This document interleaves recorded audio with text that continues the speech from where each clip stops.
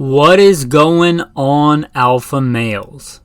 Welcome to the Alpha Male Podcast, the podcast where we talk about what it means to be a man.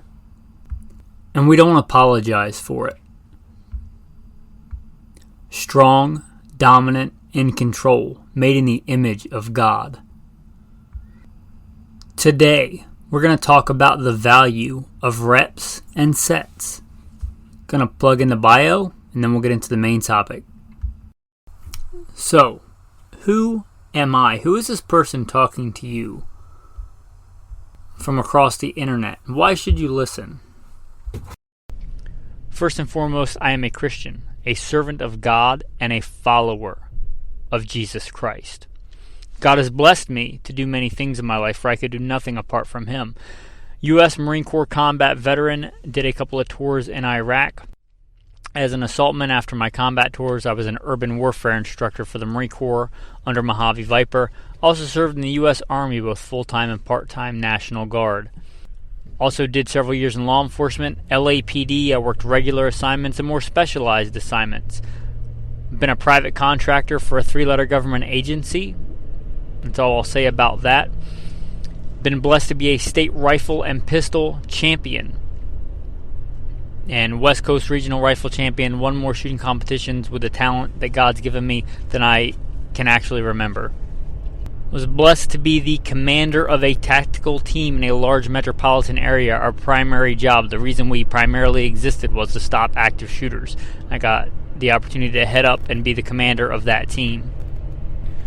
I grew up around guns, hunting and shooting and competing at a very early age. Been blessed to hunt all over this beautiful country, from whitetail on the East Coast to mule deer on the West Coast, and bear and elk and all manner of things. I've even been a professional big game hunter and guide. But again, most importantly, I'm a Christian. And I am your host, Michael Milito. Welcome to the podcast. The value of reps and sets. I've heard the saying, I can't run. And what they almost always mean is, unless they actually can't, like they don't have legs, what they mean is they don't run. They don't run. They're not good at running because they don't run. You know who makes a good runner? Somebody who runs.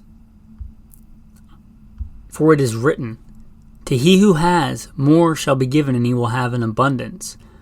But from he who does not have, even what he has will be taken away. Jesus says this. You're given blessings and gifts. It's your responsibility as a man to develop them and grow them. I'm a good runner. You know what? I run. I'm not Usain Bolt, but for a sub 6 foot tall white man, I run like the wind. I was routinely outrunning, I think, everybody in my Army unit. And right to the point where I got out, I was the fastest one there, I think. The last Army school I went to, I won the Iron Soldier Award for having the top PT score out of, I think, 70-something people, and I was probably, if not the oldest, by far older than average. God gave me that blessing and that talent, and I develop it. I use it. I use the blessings He's given me.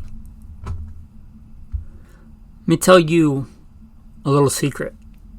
You know how often I feel like getting up and going running? Almost never. I think this is the third time I've run this week. I got up and went running this morning. Guess what? I just tested positive for COVID. I've been positive for COVID, and I've been running. Don't worry, I isolate myself and run the way I prefer to run anyway, which is around nobody. But I definitely didn't feel like it in the midst of COVID, and this is my version 2.0 of COVID.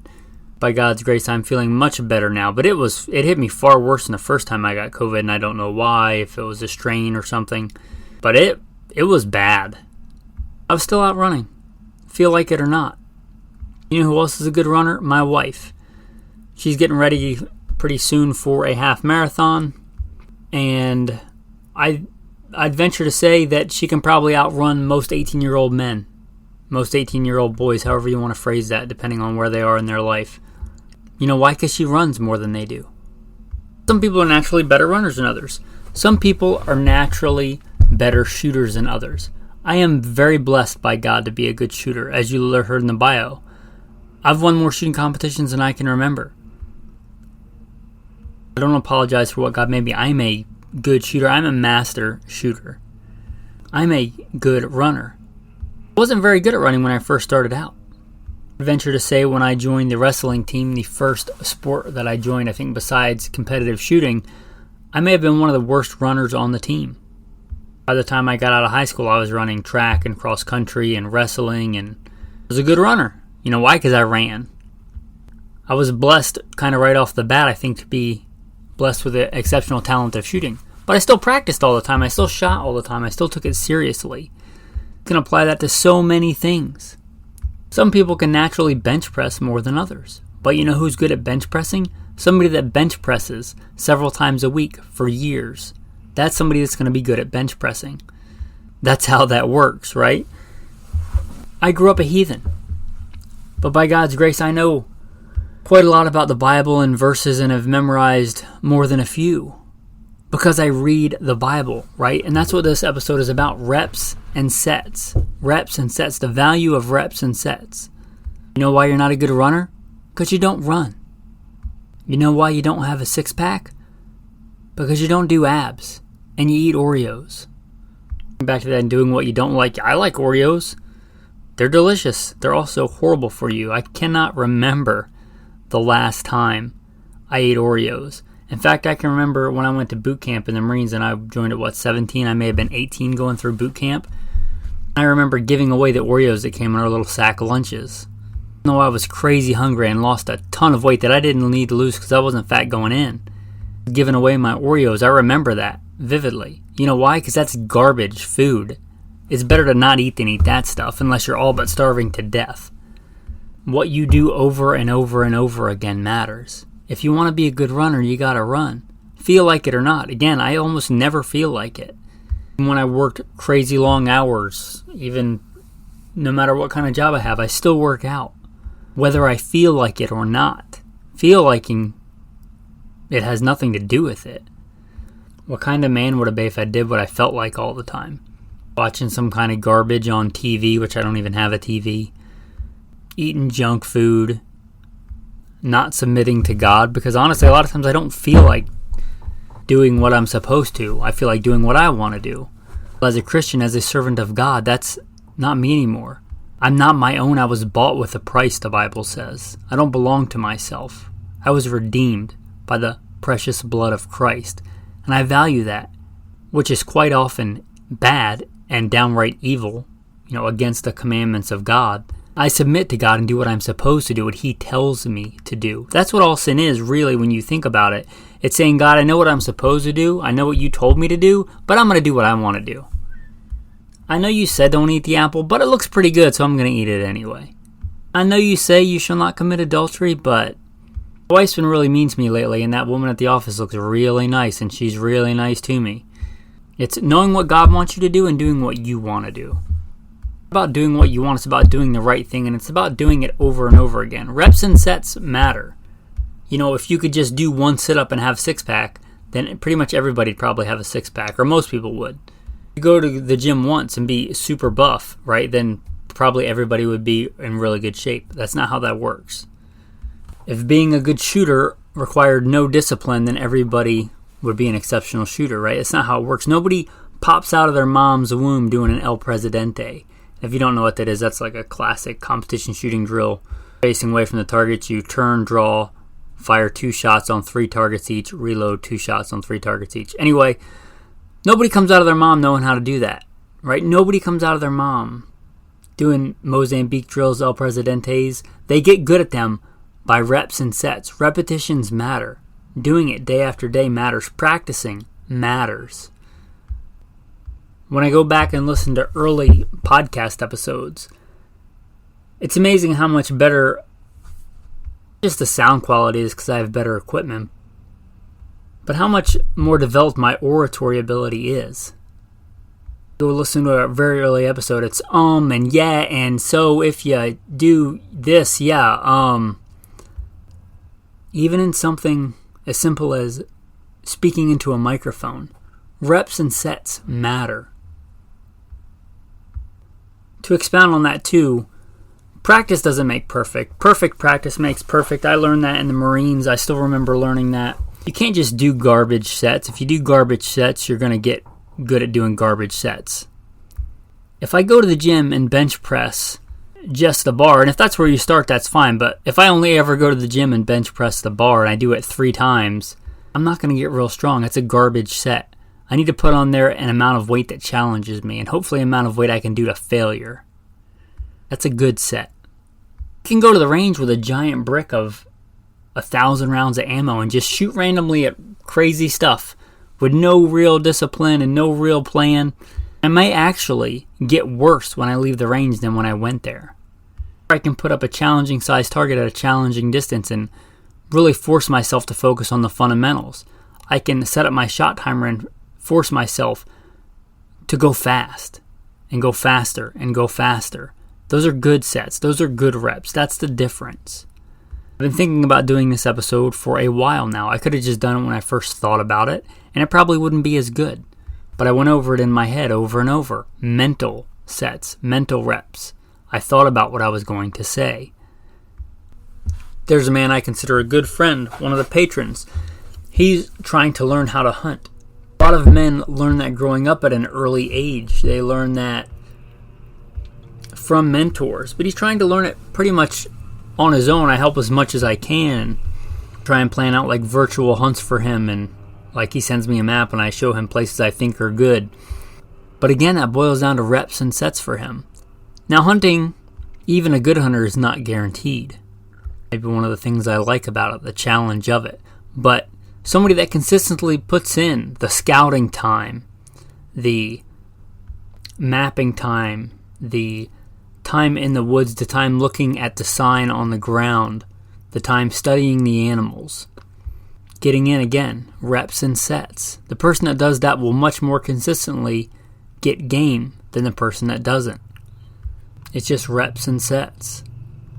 I remember taking my nephew out hunting right somewhere around the north rim of the Grand Canyon, one of the big national forests out there. I don't know that I ever set foot in that area before. We were hunting and heard a squirrel, and I said, I bet I think he's in that tree over there. And sure enough, went and shot that squirrel.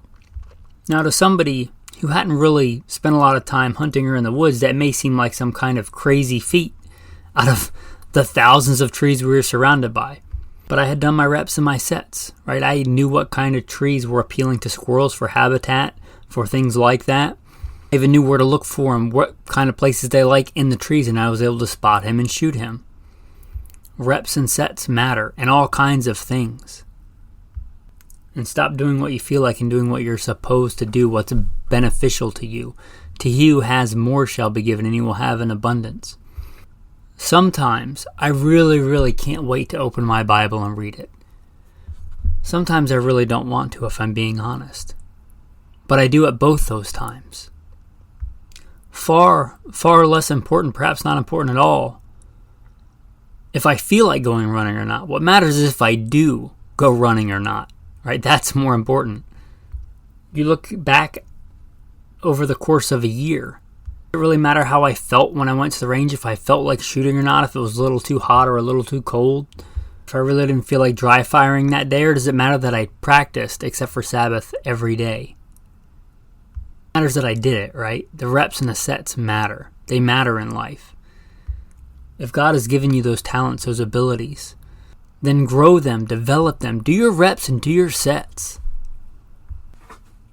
And I use examples that are in my life from real world firsthand experience, right? I'm coming at you from things that I know and I can speak to, but it almost certainly applies to whatever in your life.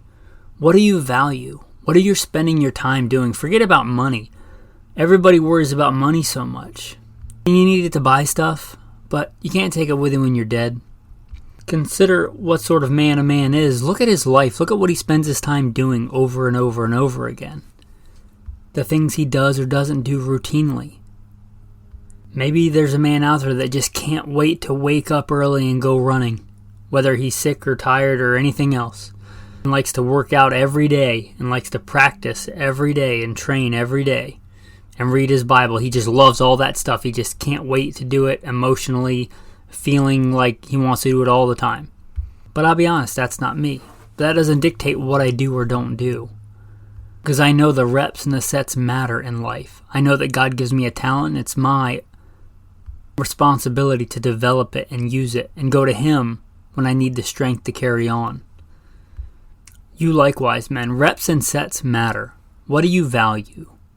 I'm not going to make this a long episode. I'm not going to extrude it out any more than it needs to be. I think you get the point. Repetition matters. Tactical tip of the day. 8-minute abs. It is free on YouTube. It's 8 minutes. Is it the best ab workout ever? No. But I've been doing it, I want to say since the 90s. Maybe early 2000s, but probably 90s whenever that thing came out. Sometimes I'll just do it because I can't think of what else to do. Is it, again, the best ab workout ever? No, it's not. But it's a decent one, and if you're not doing one, it's 8 minutes long. Suck it up. And it's free. 8-minute abs. Tactical verse of the day. From Psalm 51. Create in me a clean heart, O God, and renew a steadfast spirit within me. Do not cast me away from your presence, and do not take your Holy Spirit from me. Restore me to the joy of your salvation, and uphold me by your generous spirit.